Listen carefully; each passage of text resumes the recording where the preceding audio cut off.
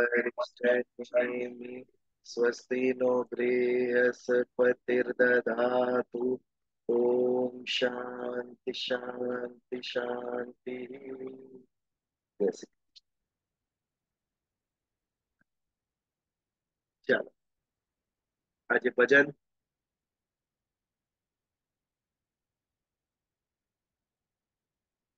હા હું ગાવાની છું. आरंभ करो। ओके. सो गुजराती भजन है, लेकिन पता नहीं अचानक वीकेंड में याद आया तो आई थो, इसलिए मैंने ये टाइम मेरा हाथ ऊपर कर दिया कि मैं भजन गाऊंगी. बहुत पुराना सा है बट समहाउ. ओके. राखना रमकेड़ा रमकेड़ा मारा रामे रमिता राख्या रे મૃત્યુલોકની માટીમાંથી માનવ થઈને ભાગ્યા રે રાખનાર રમકડા રમકડા बोले डोले रोज रमकड़ा नित नित रमत्यूं માંડે અમારું આ તારું કહીને અમારું આ તારું કહીને એકબીજાને ભાંડે રે રાખનાર રમકડા રમકડા કાચી માટીની કાયામાંથી માયા કેરા રંગ લગાયા ઢીંગલા ઢીંગલીએ ઘર માંડ્યા ત્યાં ઢીંગલા ઢીંગલીએ ઘર માંડ્યા ત્યાં વીજણ લાવી જાયા રે રાખના રમકડા રમકડા અંતનંતનો તંતન તૂટ્યો ને રમત અધૂરી રહી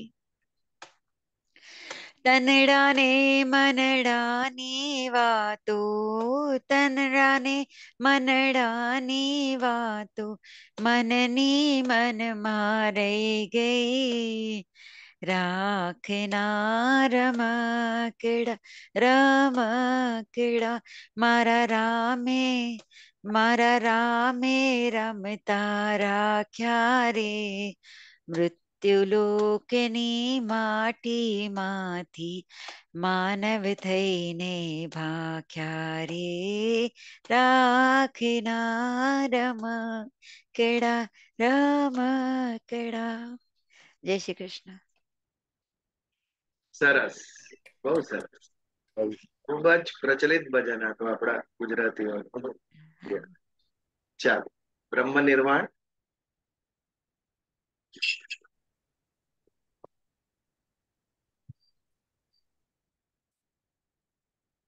ब्रह्म निर्वाण।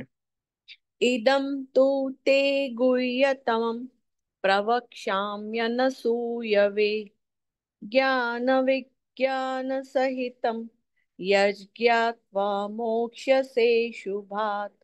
अहमात्मा गुडाकेश सर्वभूताशयस्थिता अहमादिश्च मध्यं च भूतानामन्त एव च।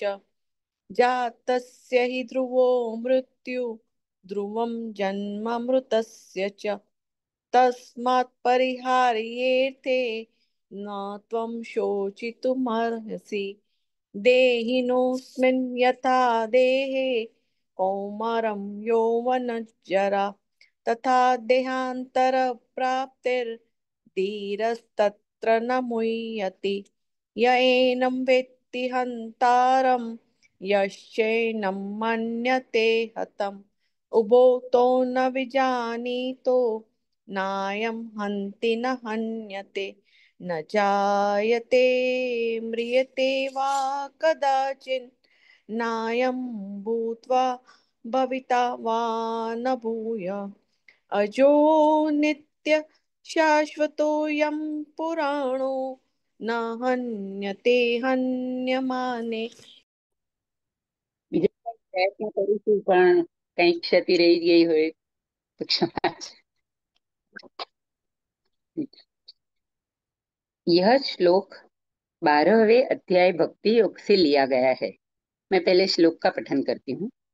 श्री भगवान उवाच मय्यावेश्य मनो ये मां नित्ययुक्ता उपासते श्रद्धया परयोपेता स्ते मे युक्ततमा मताः. इस श्लोक को समझने के लिए हमें 11वें अध्याय के आखिरी श्लोकों का रेफरेंस लेना पड़ेगा, तो हमें जरा ज्यादा समझ में आएगा. 11वें अध्याय में भगवान ने अर्जुन को अपना विराट रूप एवं चतुर्भुज रूप दोनों के दर्शन कराए हैं, जो भगवान के मत से देवताओं को भी दुर्लभ है. वेद से, तप से, दान से और यज्ञ से भी इसे देखा नहीं जा सकता.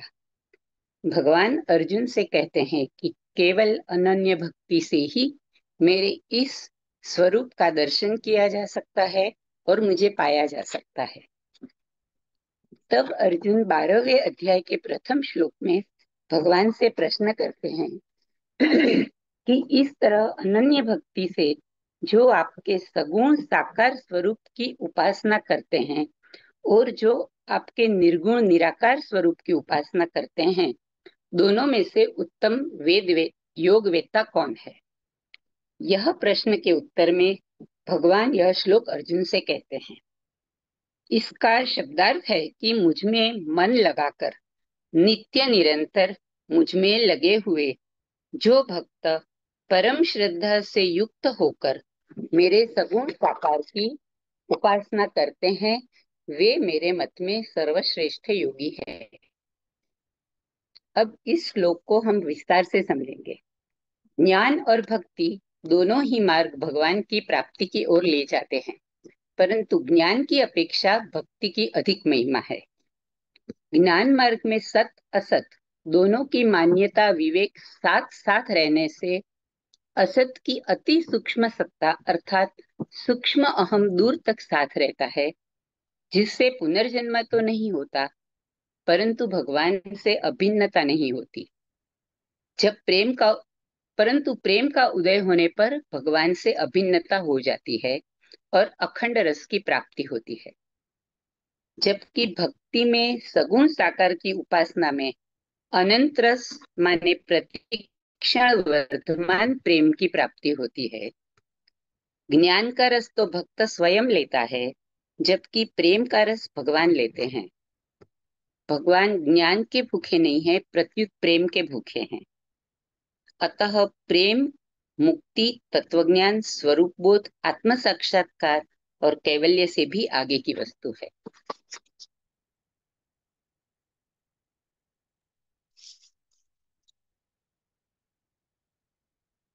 आप म्यूट में बोल रहे हो बिजल भाई. वेरी नाइस भावना. बहुत ही सुंदर, बहुत अच्छा, एकदम डीप में आपने समझाया है.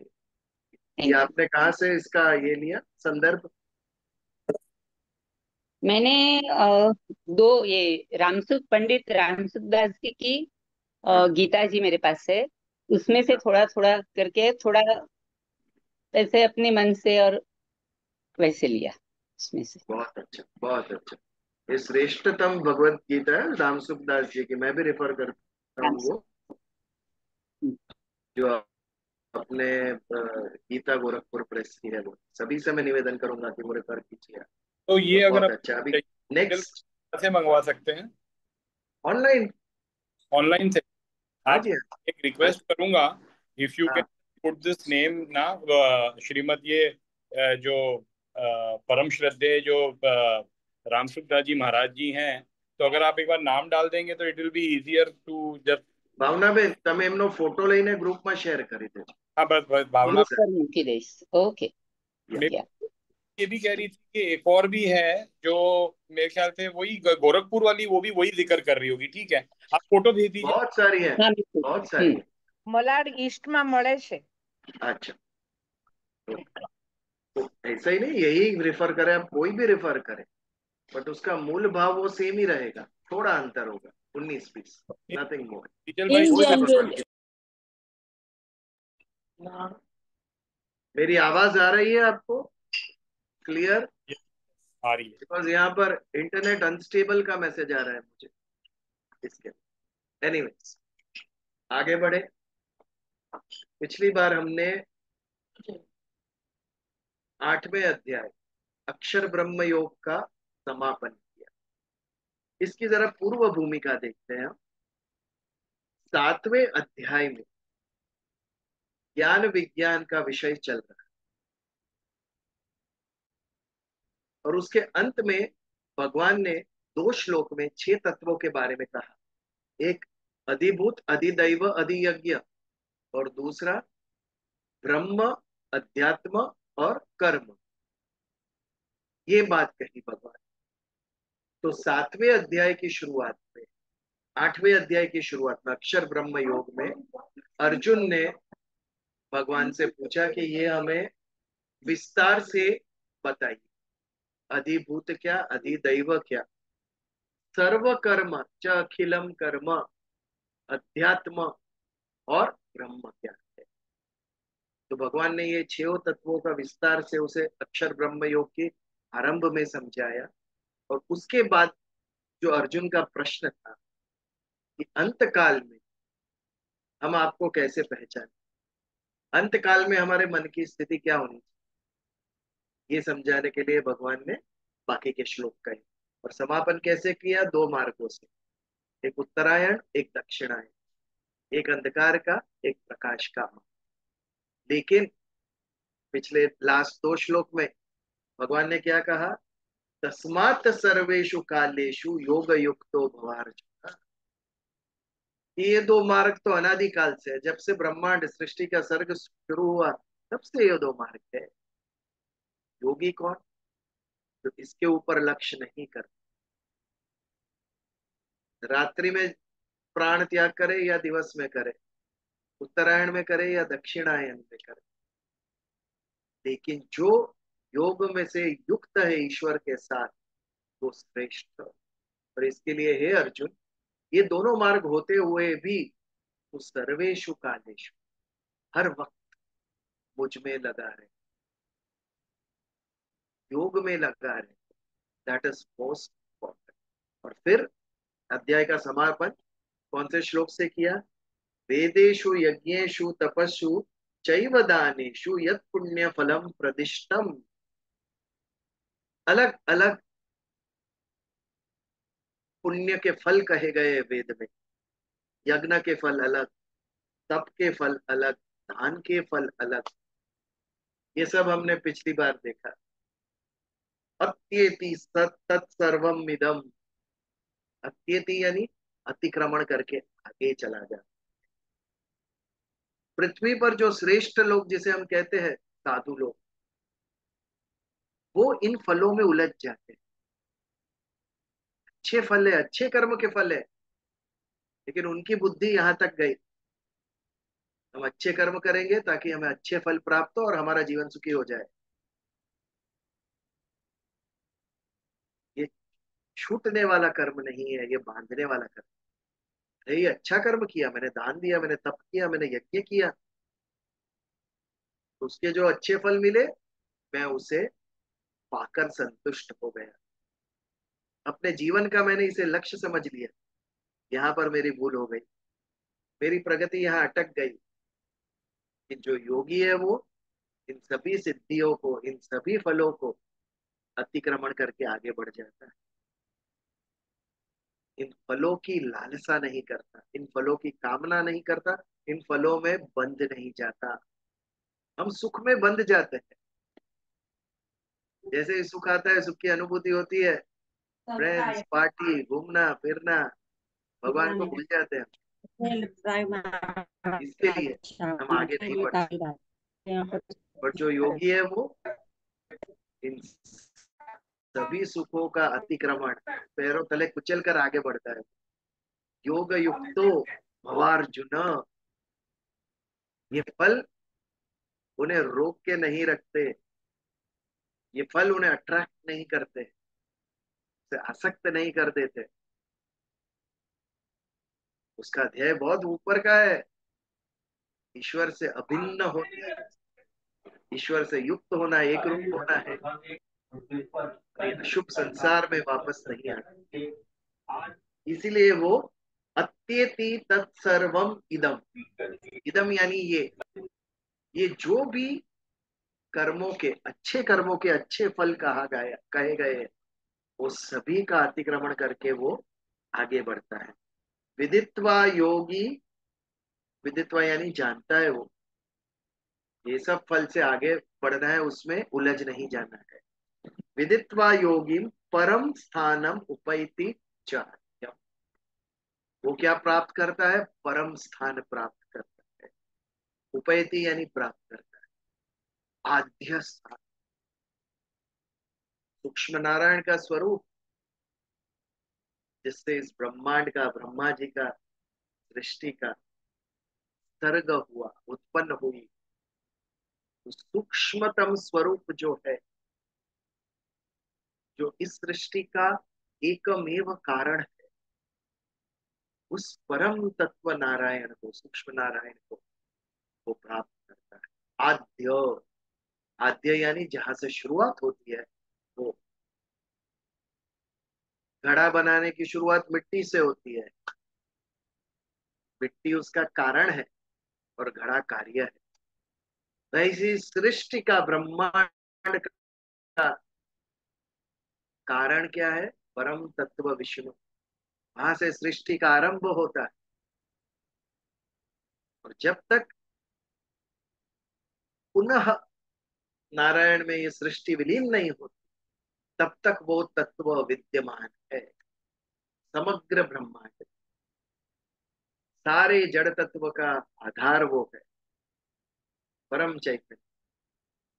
जिस दिन वो नहीं रहा, ये सब का विनाश हो जाएगा, कि वो आधार देके बैठा है। जैसे इस शरीर का आधार आत्मा है, यदि आत्मा नहीं रही तो शरीर 2 दिन में क्षय हो जाएगा शरीर। जैसे इस सारे ब्रह्मांड का, सृष्टि का आधार तत्व वो परम सूक्ष्म नारायण, तो इसकी प्राप्ति, जो आद्य तत्व है, जो सर्वत्र है, उस आद्य तत्व में वो स्थित होता है, वो प्राप्त होता है। कौन? जो सभी अच्छे कर्मों का, सुख का, फलों का अतिक्रमण करके आगे बढ़ जाता है, और जो बंधता नहीं। इस श्लोक पर हमने 8वें अध्याय का समापन किया। अक्षर ब्रह्म योग था। अभी 9वें अध्याय राजविद्या राजगुह्यम, इसका आरंभ करते हैं। जो ज्ञान विज्ञान 7वां अध्याय, भगवान कह रहे थे ज्ञान और विज्ञान के बारे में, और अर्जुन के प्रश्न से थोड़ा विषय अलग हो गया। भगवान यहाँ से पुनः उस विषय का आरंभ करते हैं। विद्या यानी ज्ञान और विज्ञान, ज्ञान से ही विद्या, विद्या और ज्ञान एक ही है। तो यहाँ से हम पुनः उस ज्ञान विज्ञान के बारे में, भगवान के समग्र रूप के बारे में, निर्गुण निराकार, सगुण साकार, सगुण निराकार, जितने भी स्वरूप है ईश्वर के, परम तत्व के, उस समग्र रूप को समझने की बात, ये है राजविद्या राजगुह्य योग। तो उसका पहले श्लोक से हम आरंभ करते हैं। आपके सामने भी भगवत गीता के, आप ब्रह्म निर्वाण भी आप बोल सकते हो पहले श्लोक के लिए। ब्रह्म निर्वाण का पहला श्लोक, यानी 9वें अध्याय का पहला श्लोक। इदम तुते गुह्य तमम प्रवक्ष्यामनसूयवे ज्ञान विज्ञान सहित यज्ञात्वा मोक्ष से शुभ। इदम तुते गुह्य तमम, इदम यानी ये, गुह्यतम, जो गुह्यतम ज्ञान मैं अभी कहूंगा। जो जड़ सृष्टि है, सूर्य चंद्र तारे, नदी पर्वत वृक्ष, पशु पक्षी मनुष्य, ये सारी जड़ सृष्टि जो है वो प्रकट हुई है, अर्थात उसका एक स्वरूप है। प्रकट हुई है, स्वरूप हुआ है, इसके लिए उसे देखना, उसकी आवाज सुनना, उसको समझना, ये आसान हो जाए, सरल हो जाए। जड़ सृष्टि जो प्रकट है उसको समझना आसान है। आज विज्ञान का कार्य यही है, जड़ सृष्टि के रहस्य हमारे सामने विज्ञान लाता है। रहस्य यानी क्या? तत्व के ऊपर एक कवर, आवरण। तत्व के ऊपर आवरण होने से हमें वो तत्व नहीं दिखाता। विज्ञान कर क्या करता है? उस कवर को डिस्कवर कर देता है। डिस्कवरी, विज्ञान जो डिस्कवरी कहता है, वो जो कवर था, जो ढका हुआ था, वो आवरण दूर किया और हमारे सामने सत्य लेकर आया। विज्ञान, विज्ञान के पास टेलीस्कोप है। वैज्ञानिकों ने बड़े बड़े टेलीस्कोप बनाए। हबल टेलीस्कोप कहाँ का कहाँ दिखता है उसके द्वारा।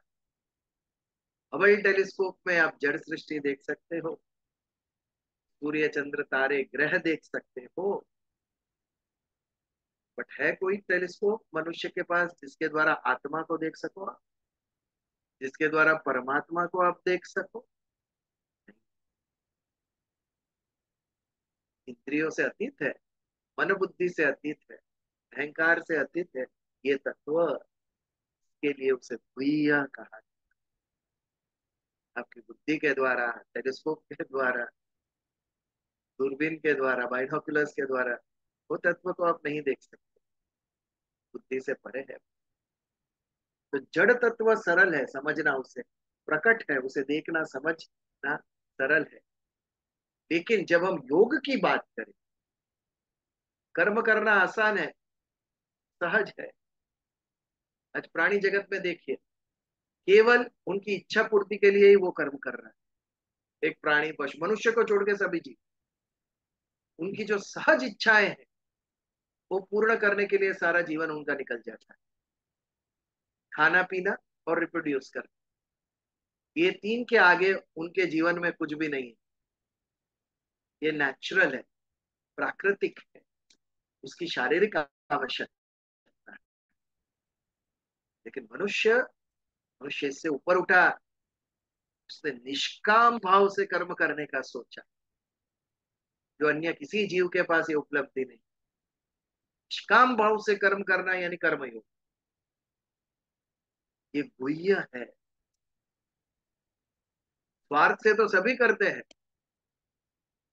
वो समझना इजी है। लेकिन जो निस्वार्थ भाव से कर्मयोग कर रहा है वो थोड़ा कठिन है समझना, सबसे नहीं होता है।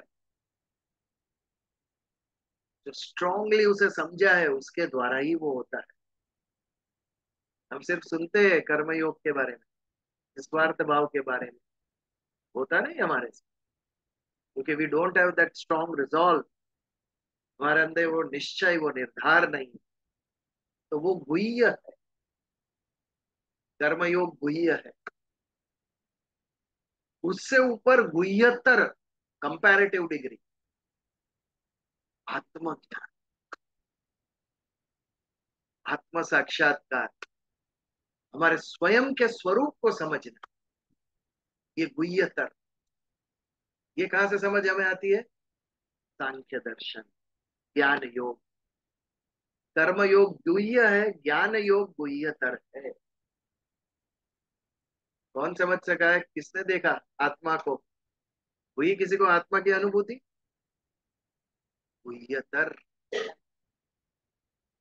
है कोई लेबोरेटरी जिसमें टेस्ट होती है आपका आत्मा कितना प्योर है? There is no laboratory. Blood test करने के लिए बहुत सारी लेबोरेटरी है, आत्मा का टेस्टिंग कहीं नहीं होता है। आत्मज्ञान, ये ज्ञान योग के द्वारा, निर्गुण उपासना, तो जो आत्मज्ञान है वो गुह्यतर है। भले हमें पता ना चले, लेकिन आत्मा का जो कार्य है वो हम देख सकते हैं। मैं बोल रहा हूं, आप सुन रहे हैं, ये क्यों संभव है? क्योंकि आपके अंदर आपका आत्म तत्व जागृत है। एक मोबाइल में रिंग बजती है, मोबाइल से आप बात करते हो, सब एप्स चलते हैं बिकॉज बैटरी अंदर चालू है। बैटरी जीरो हो गई तो मोबाइल पत्थर बन गया। वैसा ही शरीर का है, आत्म तत्व गया इस दिन ये शरीर पत्थर बन गए। ना आंखें देखेंगी, ना कान सुनेगा, ना वाणी कुछ बोल सकेगी। तो ये जो आत्मा का कार्य है वो तो हमें दिखता है, भले आत्मा ना दिखे, पर निष्काम कर्म योग से ये गुह्यतर है, समझना कठिन।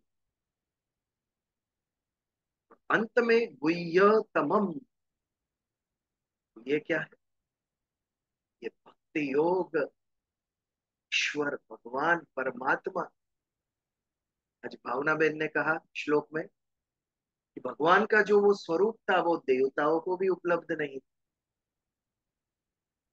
मनुष्य से ऊपर है देवता, लेकिन उनके भाग्य में भी नहीं था भगवान कृष्ण का, भगवान नारायण का ये स्वरूप नहीं। आत्मा है, उसका प्रूफ तो मुझे मिल रहा है क्योंकि हम लोग जी रहे हैं, लेकिन ईश्वर का प्रूफ बताओ, है किसी के पास भगवान का प्रूफ? भगवान है, दिखाइए।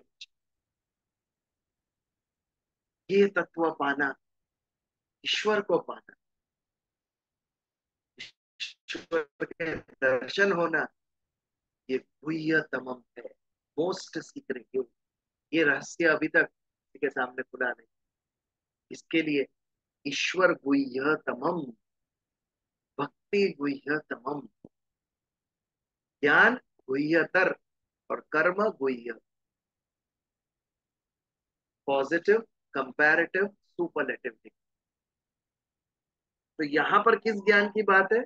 गुह्यतमम, इदम तुते गुह्यतमम। अर्जुन को कौन सा ज्ञान दे रहे हैं भगवान? गुह्यतमम। यहाँ पूर्व भूमिका बांध रहे हैं कि बेटा आगे चल के 11वें अध्याय में मैं तुझे मेरा विश्वरूप दर्शन दिखाऊंगा, जो गुह्यतम है, जिसका रहस्य किसी को पता नहीं है, वो रहस्य तेरे सामने मैं रखूंगा। ये गुह्यतमम ज्ञान की बात है, यानी भगवान के स्वरूप की बात है। इदम ते गुह्यतमम प्रवक्ष्याम्यनसूयवे। प्रवक्ष्यामी यानी कहूंगा मैं। सिर्फ अर्जुन को क्यों कहूंगा? क्योंकि तू अनसूयवे। असूया यानी, कई बार हमने ये शब्द का विषय में बात की। कौन बताएगा असूया क्या है? दोष वाली व्यक्ति। अनसूया इज दोष रहित। Very good. असूया यानी दोष दृष्टि। अपने आप को ऑब्जर्व करो, हम सारे दिन में कितने लोगों के दोष देखते हैं? सहज है ये मनुष्य के अंदर। ये नेगेटिविटी है, पॉजिटिविटी भी हमारे अंदर है, नेगेटिविटी भी है। सहज हमें दोष दिखते हैं, इसमें ये एक कमी है, ये ऐसा है, ये ऐसा है। खाने में भी दोष दिखते हैं हमें। हाँ બધાયમાં जी, દોષ દેખાય, પોતાનામાં નથી દેખાતો. ना देखा है, પોતાનામાં ના देखा है। हरीसा सामे उभा रही तो ही ना देखा है। हाँ, तो ये जो दोष दृष्टि है उसे असूया कहते हैं। और जिनमें, जो सती में दोष दृष्टि नहीं थी वो सती अनसूया। बहुत बड़ी क्वालिटी है किसी में दोष न देखना और गुण देखना, केवल गुण देखना, ये बहुत बड़ी क्वालिटी है। समझना आसान है इसे, लेकिन करना अति कठिन। तो अर्जुन, तेरे में असूया नहीं है। प्रवक्ष्याम अनसूयवे, तू मुझ में दोष नहीं देख रहा है। उसका अर्थ क्या हुआ? भगवान कृष्ण में कोई दोष देखता था कि अर्जुन को भगवान ने कहना पड़ा कि तू मुझ में दोष नहीं देख रहा है, इसके लिए मैं तुझे कहूंगा? दोष किसमें नहीं दिखते हमें? जहां पर प्रेम होता है और जहां पर श्रद्धा होती है। ये दो तत्व जहां पर होता है वहां पर दोष नहीं दिखेंगे। उसे बहुत सरल भाषा में कह दिया, प्रेम अंधा है, वो सत्य है। जिसके ऊपर अत्यंतिक प्रेम होगा उस पर कोई दोष नहीं दिखेगा। लड़की को बहुत समझाएंगे माँ बाप, नहीं समझेगी, शादी के 6 महीने बाद समझेगी। एक भी दोष नहीं दिखेगा उसे तब, एक प्रेम में और एक श्रद्धा, श्रद्धा में एक भी दोष नहीं दिखेगा। अर्जुन भगवान के ऊपर श्रद्धा थी, उनके बड़े भाई भी थे, आदर भी था उनके ऊपर और श्रद्धा भी थी।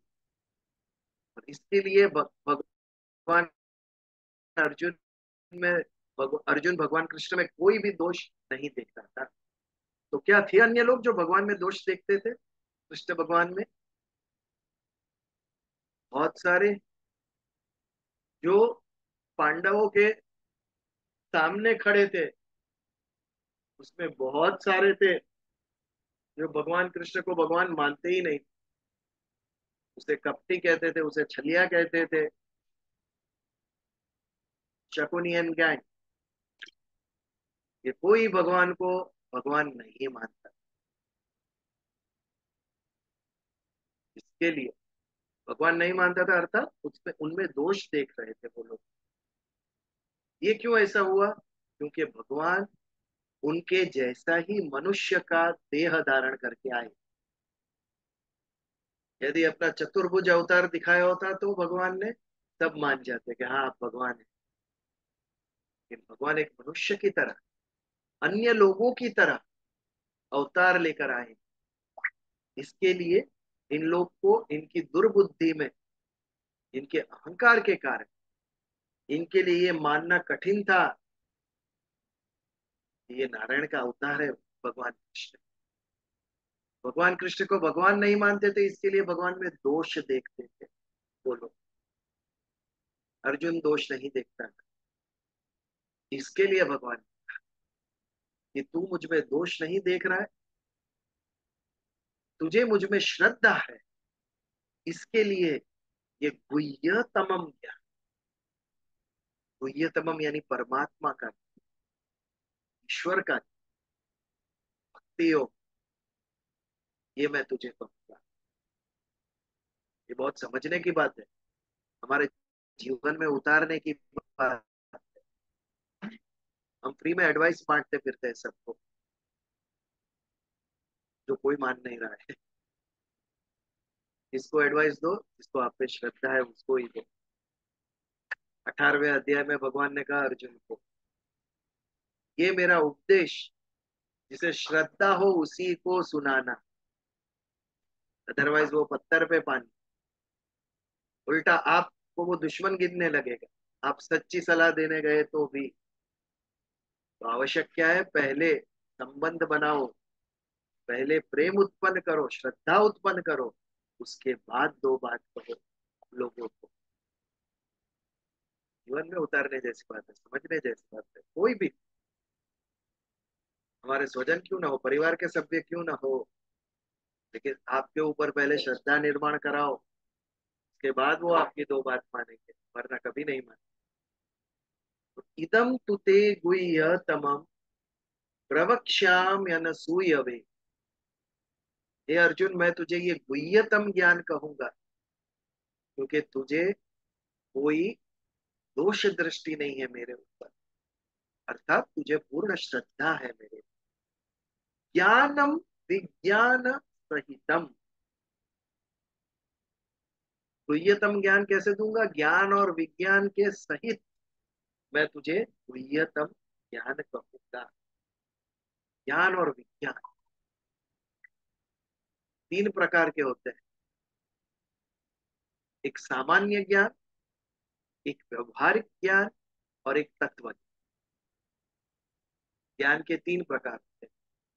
एक सामान्य ज्ञान, गरम चाय पी तो मुंह जल जाएगा ये सामान्य ज्ञान, जो अनुभव से मिल गया, एक बार अनुभव हो गया फिर बताने की जरूरत नहीं। व्यवहारिक ज्ञान, जब एक दूसरा व्यक्ति होता है तो उसके साथ हमारा व्यवहार कैसे होना चाहिए, परिवार में हमारा व्यवहार कैसे होना चाहिए, कार्यालय में कैसा होना चाहिए, समाज में कैसा होना चाहिए मेरा व्यवहार, मेरी वाणी कैसी होनी चाहिए, मेरा वर्तन कैसा होना चाहिए, यह व्यवहारिक ज्ञान। और तीसरा तत्व ज्ञान, जो हम समझ रहे हैं। भगवत गीता ये तत्व ज्ञान का विषय, यानी जो भी मैटर, सब्सटेंस, पदार्थ, उसका मूल तत्व क्या है। जैसे कोई भी आप आभूषण उठा लो, उसका मूल तत्व स्वर्ण है। कोई भी शस्त्र उठा लो, उसका मूल तत्व लोहा है। वैसे मूल तत्व क्या है उसका, ये समझना, ये तत्व ज्ञान, जिसे इंग्लिश में मेटाफिजिक्स कहते हैं। ये तीन प्रकार के ज्ञान, ये तीनों ज्ञान सांसारिक ज्ञान, ये तीनों ज्ञान सांसारिक व्यवहारिक ज्ञान है। सृष्टि के ज्ञान, व्यक्ति के ज्ञान है, समूह में कैसे हमारा व्यवहार होना चाहिए उसका ज्ञान। बट व्हाट अबाउट अध्यात्म, स्पिरिचुअलिटी, व्हाट अबाउट गॉड, ईश्वर, परमात्मा, परब्रह्म, इनके विषय का जो ज्ञान है वो विशिष्ट ज्ञान, जो सभी ज्ञानों का मूल है, जो सबसे ऊपर का ज्ञान है।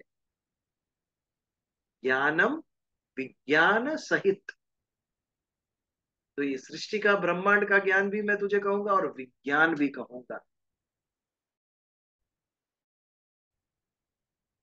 परा और अपरा दोनों प्रकृति का ज्ञान, जड़ और चैतन्य दोनों दोनों का ज्ञान, ज्ञान और विज्ञान सहित। यज ज्ञात्वा मोक्ष से अशुभात, यज ज्ञात्वा, जिसको जानने के बाद तुझे मोक्ष मिल जाएगा। किससे मोक्ष? मोक्ष यानी मुक्ति की इच्छा, यानी मोक्ष, मुक्ति की इच्छा इति मोक्ष। किससे मोक्ष? जन्म और मरण के चक्र से, इससे छूटने की जो इच्छा है वो मोक्ष। तुझे मुक्ति, मोक्ष कहां से मिलेगी? अशुभात। ये अशुभात क्या है? व्हाट इज अशुभ? पृथ्वी लोक से लेकर ब्रह्म लोक तक सभी लोग को अशुभात कहा गया है। कि जहां पर जन्म और मृत्यु चलता ही रहता है, सुख और दुख चलता ही रहता है, जहां पर मुक्ति नहीं है वो अशुभात। जहां पर जड़ प्रकृति की, अपरा प्रकृति का राज्य है वो अशुभात। तत्व रज तम, जहां पर एक्टिव है, कार्यरत है, वो आपसे पाप और पुण्य कराता ही रहेगा, और ये पाप और पुण्य आपको पुनर्जन्म देता ही रहेगा। तो ये तीन तत्व वाली प्रकृति, ये अशुभात। तो ये प्रकृति हमें ब्रह्मलोक तक प्राप्त होगी। केवल परमात्मा का लोक शुभात, शुभ लोक, जहां पर जाने के बाद पुनः आना नहीं होता है मनुष्य को। तो इस मोक्ष से अशुभात, ये जो अशुभात, अशुभ मनुष्य लोक है, ये ज्ञान तुझे उसमें से मुक्ति प्राप्त कराएगा। इदम तुते गुह्य तमम प्रवक्ष्याम यनसूयवे। ये गुह्यतम ज्ञान, ईश्वर का ज्ञान, परमात्मा का ज्ञान, क्योंकि तू दोष दृष्टि रहित है, क्योंकि तुझे मुझ पर श्रद्धा है, इसके लिए मैं संपूर्ण तुझे कहूंगा। मेरे समग्र, मेरे जितने भी स्वरूप है, उस सभी स्वरूप के बारे में मैं तुझे बताऊंगा। ज्ञानम विज्ञान सहितम, यानी ज्ञान और विज्ञान दोनों, ना केवल विज्ञान की बात, ना केवल ज्ञान की बात। कितना कॉन्ट्राडिक्शन है ना, विरोधाभास। सृष्टि का जो ज्ञान है उसे हम विज्ञान कहते हैं। हमारे लिए साइंस क्या है? ब्रह्मांड का ज्ञान, उसे हम विज्ञान कहते हैं। जबकि विज्ञान तो उसके ऊपर का ज्ञान है, अध्यात्म विज्ञान, परमात्मा का ज्ञान विद्या है, ब्रह्म विद्या विज्ञान है। और हम जड़ तत्व के ज्ञान को विज्ञान कहते हैं। साइंस, साइंस को ज्ञान कहना चाहिए, नॉलेज। उसकी जगह उसे हम विज्ञान कहते हैं। तो ज्ञानम विज्ञान सहितम यज्ञात्वा मोक्ष से शुभ। इसको जानने के बाद, यह ज्ञान प्राप्त करने के बाद तुझे अशुभ संसार से मुक्ति प्राप्त होगी। ये था हमारा पहला श्लोक, राजविद्या राजगुह्यम, इस अध्याय। इसके ऊपर कोई प्रश्न या कोई विचार हो तो 1-2 मिनट के लिए हम ले सकते हैं। एनी क्वेश्चंस और एनीथिंग टू शेयर?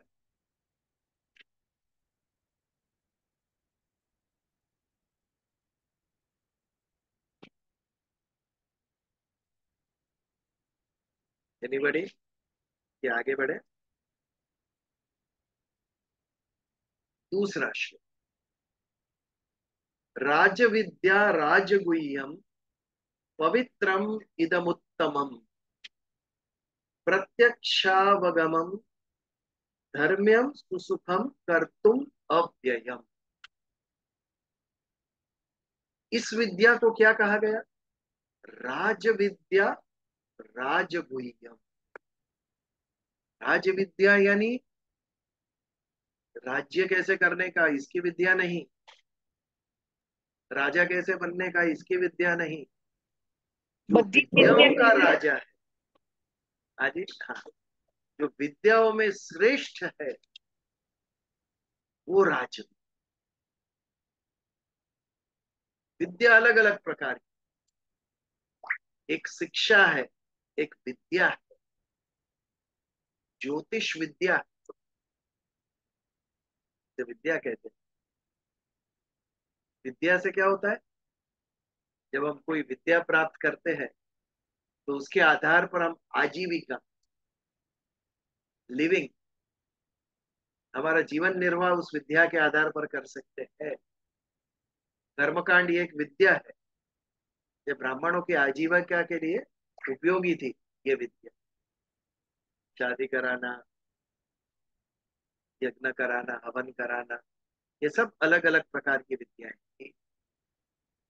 शस्त्र विद्या, ये सर्वाइवल के लिए, क्षत्रियों के लिए। जब वो शस्त्र विद्या सीखता था एक क्षत्रिय, तो उसे राजा के सैन्य में जॉब मिलता। तो ये सब विद्याएं जो है वो जीवन को चलाने वाली विद्या है, सर्वाइवल के लिए, आजीविका के लिए प्राप्त करने वाली विद्या है। तो यहाँ पर किस विद्या की बात कर रहे हैं भगवान? हुई ह तमम, परमात्मा को प्राप्त करने की विद्या की बात कर रहे हैं। उसे ब्रह्म विद्या भी कहते हैं। ये ब्रह्म विद्या पेट भरने के लिए है? बिल्कुल नहीं। ये जीवन की उच्चतम विद्या है जो एक मनुष्य ग्रहण कर सकता है। ये विद्या उसे मुक्ति दिलाने वाली विद्या है। ये विद्या उसे भगवान से मिलाने वाली विद्या है। इसके लिए इसे विद्याओं का राजा कहा गया। तो सबसे ऊपर का जो मनुष्य जीवन का लक्ष्य है, वो लक्ष्य सिद्ध करने की ये विद्या है। इसे ब्रह्म विद्या भी कहते हैं। ये राज विद्या है। आज तो हम पॉलिटिक्स को परम राज्य की विद्या समझते हैं। पूरा पॉलिटिकल साइंस सब्जेक्ट है यूनिवर्सिटी, उसके ऊपर लोग पीएचडी करते हैं, राजा कैसे बने। बट ये राजाओं के राजा की विद्या है, परम ज्ञान देने वाली विद्या है, ब्रह्म विद्या है। राज विद्या राजगुह्यम पवित्रम इदमुत्तमम। ये राजगुह्यम अर्थात जो गुह्य है, जो सीक्रेट है,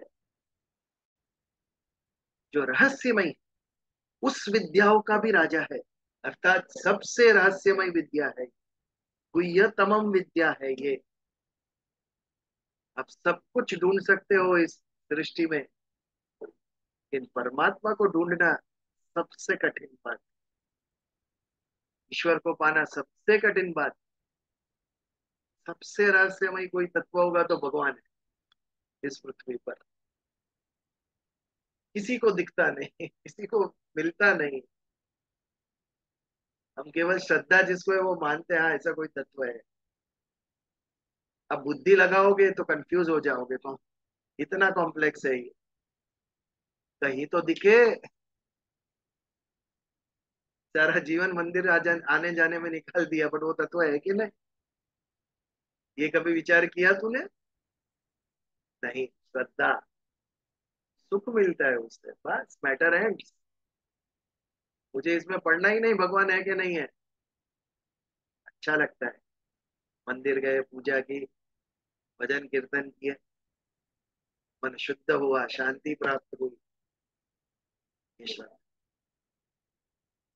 ये श्रद्धा जिसमें है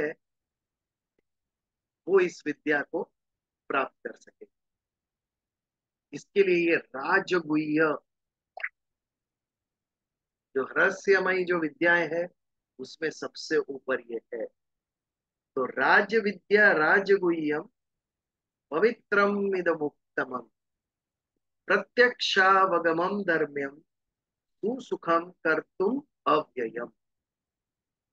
इस विद्या के लक्षण कहे गए श्लोक।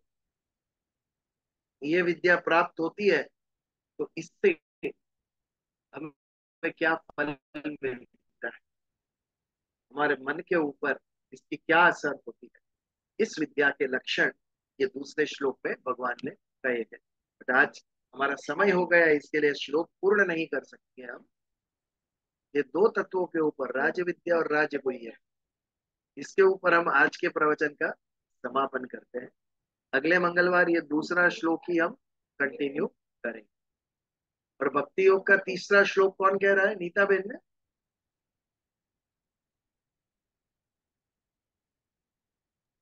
ત્રણ ને ચાર हाँ जी। 12મા શ્લોક અધ્યાયમાં 3 ને 4 શ્લોક બંને સાથે છે. બંને કરું કે એક જ કરું? एक कर। तो प्रार्थना करें। कर चरण कृतम वाक काया कर्मजं वा श्रवण नैनं च वा मानस वा पराधं विहितं विहितं वा सर्वमेतत् क्षमस्व। जय जय जय करुणाब्दे श्री महादेव शंभो। ओम शांति शांति शांति। जय જય શ્રી કૃષ્ણ. जय श्री कृष्ण। जय श्री कृष्ण।